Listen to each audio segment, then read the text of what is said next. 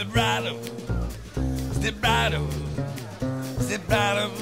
I'm Rick, and a few years ago, Daniel Brooks and I created a show called HARDSELL, starring my fictitious twin brother, a kind of washed-up, cynical stage clown, Arnie. There he is, folks! 100 trillion cells pulsing with life and vitality. How you doing, darling? Shut up, Arnie. Arnie is no longer in control, folks. I am. And here is what I have to say. Our minds, our bodies, our schools, our cities have all become commodities for sale. I would now like to thank the sponsor for this afternoon's performance of HARDSELL, BMO Financial Group. And thanks to a recent promotion aimed at the parents of young children, my kids now do their banking with BMO. The fossil fuel financing for BMO was $30.3 billion. The CO2 from total financed emissions, 97 million tons.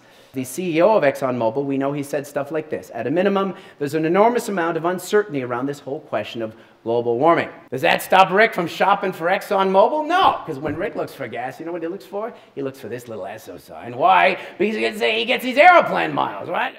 Now, does that make Rick Miller a hypocrite? Yes.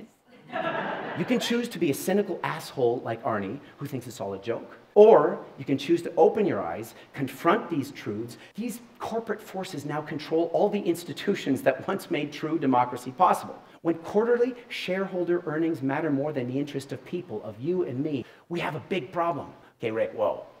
I don't know if you're expecting applause here, but you're starting to lose our audience. This is my audience. Whoa! I have no control over anything. Not anymore, Rick. My turn. Hello, Toronto! Woo!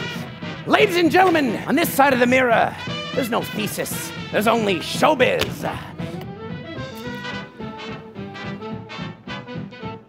I'm a showman. I spent my entire life inside Rick's busy brain, going from fictitious show to fictitious show. I describe what I call the hero's journey.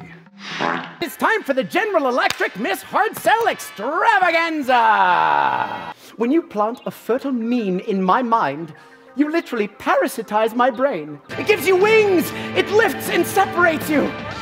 You and I were meant to fly!